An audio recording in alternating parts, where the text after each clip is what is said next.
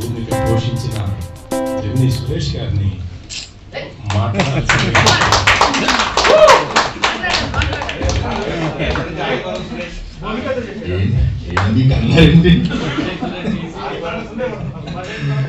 అందరికీ నమస్కారం అండి. మీడియా సోదరులకి, డిజిటల్ మీడియా సోదరులకి నా హృదయపూర్వక నమస్కారాలు. వేదిక మీద మిత్రులందరికీ కూడా నమస్కారాలు అండి. ఫస్ట్ టైం అంటే చాలా సినిమాల్లో నేను చాలా క్యారెక్టర్స్ చేసిన సినిమాల్లో ఉన్నాను.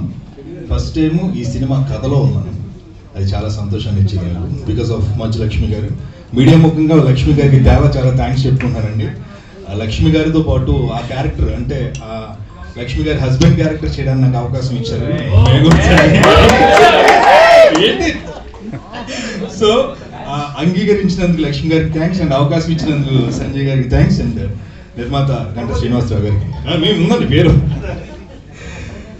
నిజంగా ఆదిపర్వం చాలా వెల్ ఎక్స్పీరియన్స్. ఎందుకంటే చాలా సినిమాల్లో మనం వెళ్ళి కనిపించి మాట్లాడి 4 జోకులు వేసి 4 పంచులేసి వచ్చేసామా అనే పాత్ర కాదు ఇది.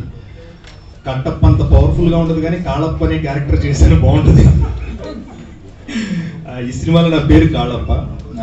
చాలా మంచి అంటే ఈ కోనసీమ కుర్రోడు రాయలసీమ యాస మాట్లాడాడు. మీరు అందరూ ఆదరిస్తారని మనస్ఫూర్తిగా కోరుకుంటున్నాను.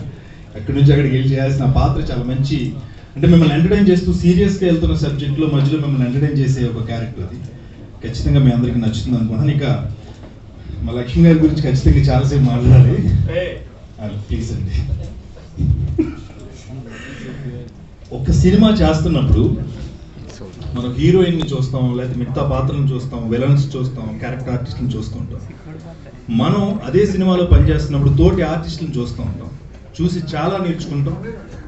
ఇంత కథ చేయాలనిపిస్తుంది. అలా లక్ష్మి గారిని చూసి నేను చాలా నేర్చుకున్నాను ఈ సినిమాలో. పర్టికులర్గా ఈ సినిమాకి హీరో, హీరోయిన్, విలను మొత్తం ఏ క్యారెక్టర్స్ ఉన్నాయి అన్నీ తన మీదకి తీసుకుని 7 పాత్రల్ని ఒకే మనిషి చేయడం సామాన్యమైన విషయం, చాలా గొప్ప విషయం. ఎందుకంటే యాక్షన్ ఎపిసోడ్స్లో బేసిక్గా మనం చాలా ఆవిడ చేస్తున్నాం నాకే భయం వేసింది. ఎందుకంటే ఆవిడ 50 feet హైట్లో చేస్తాం. మన చేతులు ఏముండదు, ఏ నిమిషానికి ఏదైనా జరగచ్చు. అలాంటి పరిస్థితులను కూడా ఎదుర్కొని ప్రతి సీన్లోనూ కాన్సన్ట్రేషన్తో అంటే యాక్షన్ ఎపిసోడ్ చేస్తున్నప్పుడు చాలా జాగ్రత్తగా ఉండాలి. అంత ఫ్లెక్సిబుల్గా ఉంటే ఆవిడ చేయగలిగారని నిజంగా ఆవిడ చూసి చాలా నేర్చుకున్నాను. లక్ష్మి గారు